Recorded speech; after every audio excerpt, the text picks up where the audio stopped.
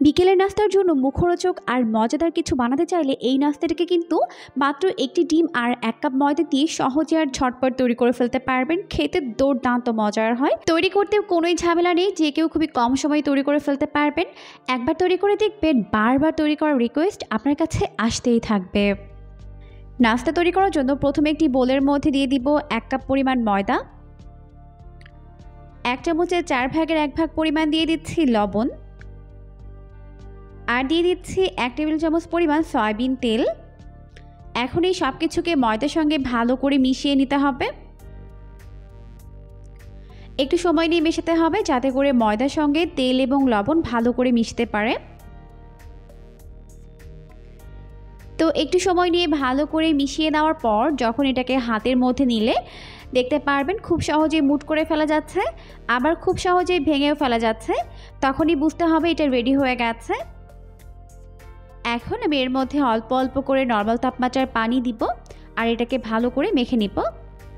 তবে চেষ্টা করবেন এখানে পানি একবারে না দিয়ে অল্প অল্প করে দিয়েই মিশিয়ে নিতে, এতে করে ডোটি একদম পারফেক্ট হবে। তো এখন এইভাবে অল্প অল্প করে পানি দিব আর এটাকে ভালো করে মিশিয়ে নিব।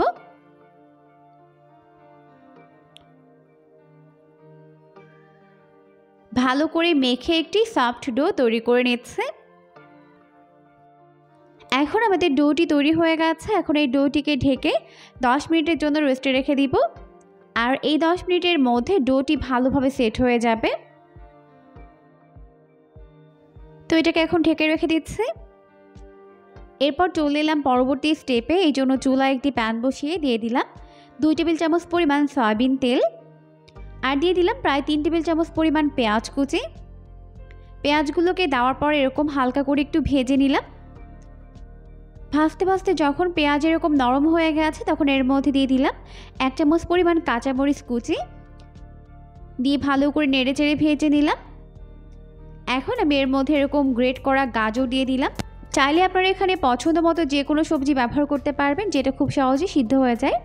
আর না চাইলে পেঁয়াজের পরিমাণটা একটু বাড়িয়ে দিয়ে দিবেন, তাহলেই হবে।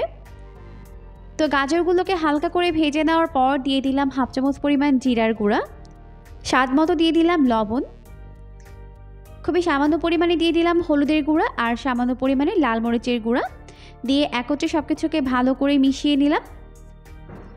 মিশিয়ে নেওয়ার পর এখন আমি এর মধ্যে গাজরগুলো সিদ্ধ হওয়ার জন্য একটু পানি অ্যাড করে দিলাম। প্রায় 1/4 কাপ পরিমাণ পানি দিয়ে দিলাম।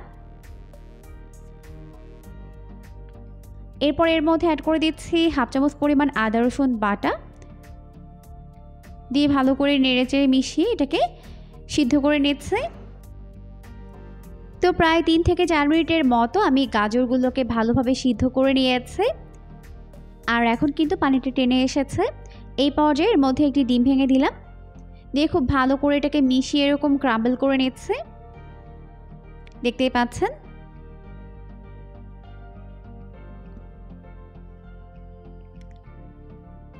তো নেড়ে চেড়ে মিশিয়ে নিয়েছি। এখন কিন্তু আমাদের নাস্তার পুরটা একদম রেডি হয়ে গেছে। এই পর্যায়ে আমরা এটাকে চুলা থেকে নামিয়ে নিব। চুলা থেকে নামিয়ে এটাকে একটি সাইডে রেখে দিচ্ছি। এরপর চলে এলাম পরবর্তী স্টেপে। তো এখানে একটি বোলের মধ্যে নিয়ে নিচ্ছে 4 টেবিল চামচ পরিমাণ ময়দা। আপনারা এখানে চাইলে ময়দার পরিবর্তে কর্নফ্লাওয়ার ব্যবহার করতে পারবেন। এখন আমি এর মধ্যে দিয়ে দিচ্ছি 3 টেবিল চামচ পরিমাণ সয়াবিন তেল, দিয়ে এখন সব কিছুকে একত্রে ভালো করে মিশিয়ে নিব। তো ভালো করে মিশিয়ে আমি এরকম একটি পেস্ট তৈরি করে নিয়েছি, দেখতেই পাচ্ছেন। এখন আমি এটাকে একটি সাইডে রেখে দিব। তো এর ঘনত্ব আমি আপনাদেরকে দেখিয়ে দিচ্ছি, দেখতেই পাচ্ছেন এরকম হবে। এখন চলে যাচ্ছি পরবর্তী স্টেপ থেকে। 10 মিনিট পর ডোটি ভালোভাবে সেট হয়ে গেছে। এখন আমি এটাকে ভালো করে আবার একটু মেখে নিচ্ছি। এরপর যে কটা নাস্তা তৈরি করব ওভাবে এটাকে ভাগ করে নিচ্ছে। তো যে কটা নাস্তা তৈরি করব ওভাবে আমি এটাকে ভাগ করে নিলাম। এখন প্রতিটা ডো হাতের মধ্যে নিয়ে এরকম গোলাকার শেপ দিয়ে নিচ্ছে, দেখতেই পাচ্ছেন। তো সবগুলো এরকম গোল বলের মতো তৈরি করে নিয়ে এটাকে বেলে নিচ্ছে, আর বাকিগুলোকে অবশ্যই ঢেকে রাখতে হবে। তো এখন এটাকে চারপাশে ঘুরিয়ে ঘুরিয়ে পাতলা করে বড় একটা রুটি বেলে নিতে হবে। চারপাশে ঘুরিয়ে ঘুরিয়ে এরকম একটি পাতলা রুটি বেলে নিয়েছে। এরপর এর উপর থেকে আগে থেকে যে গামটিকে তৈরি করে রেখেছিলাম ওটাকে দিয়ে দিচ্ছি, দিয়ে চারপাশে সমান করে লাগিয়ে দিতে হবে। এখন আমি এটাকে এরকম ভাঁজ দিয়ে নিলাম। ভাঁজ দেওয়ার পর এর উপর থেকে আবার ওই গামটিকে দিয়ে দিলাম, দিয়ে আরও একটি ভাঁজ দিয়ে নিলাম, এভাবে আরও একটি ভাঁজ দিয়ে নিলাম। তো এভাবে ভাঁজ দিয়ে নেওয়ার পর এখন আমি এটাকে হালকা করে বেলুনের সাহায্যে বেলে নিচ্ছি, বেলে একটু পাতলা বড় করে নিচ্ছি। তো এভাবে লম্বা করে বেলে নেওয়ার পর এখন আমি এটাকে এইভাবে ফোল্ড করে নিচ্ছি। এখন আমি এটার দুইটা সাইড থেকে কেটে নিব, এতে করে কিন্তু লেয়ারটা খুব ভালোভাবে বোঝা যাবে। কেটে নেওয়ার পর এখন আমি এটাকে বেলে নিচ্ছি।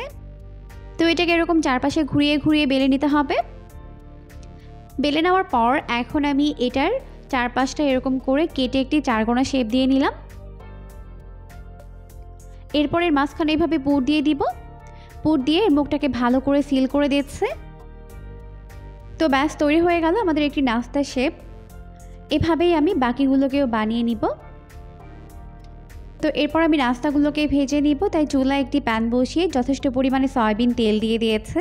তেলটিকে ভালোভাবে গরম করে এর মধ্যে একটি একটি করে নাস্তার শেপগুলোকে দিয়ে দিলাম। এখন উল্টে পাল্টে দুইটা সাইড এটার গোল্ডেন ব্রাউন করে ভেজে নিতে হবে। তো উল্টে পাল্টে আমি নাস্তাগুলোকে এরকম গোল্ডেন ব্রাউন করে ভেজে নিয়েছি। এখন ভালোভাবে তেল ছড়িয়ে তেল থেকে উঠিয়ে নিচ্ছে। আর বাকি নাস্তাগুলোকেও সেমভাবেই ফ্রাই করে উঠিয়ে নিব। তো এই পর্যায়ে আমাদের নাস্তাগুলো ভেজে উঠিয়ে নেওয়া হয়ে গেছে। দেখতেই পাচ্ছেন লুকটা কত বেশি ইয়ামি হয়েছে। আমি এগুলোকে টমেটো সস দিয়ে সার্ভ করব। আপনারা পছন্দ মতো সস কিংবা চাটনির সঙ্গে সার্ভ করতে পারবেন। খেতে কিন্তু দুর্দান্ত মজার হয়েছে। অবশ্যই রেসিপিটিকে ফলো করে বাসায় ট্রাই করবেন, দেখবেন পরিবারের সবাই এটাকে অনেক বেশি পছন্দ করবে। এরকমই সমস্ত নতুন ভিডিও প্রতিদিন পেতে অবশ্যই চ্যানেলটিকে সাবস্ক্রাইব করে রাখবেন। পরবর্তী ভিডিও দেখার আমন্ত্রণ জানিয়ে আজকের মতো এখানেই বিদায় নিচ্ছি। সবাই অনেক বেশি ভালো থাকবেন। আল্লাহ হাফিজ।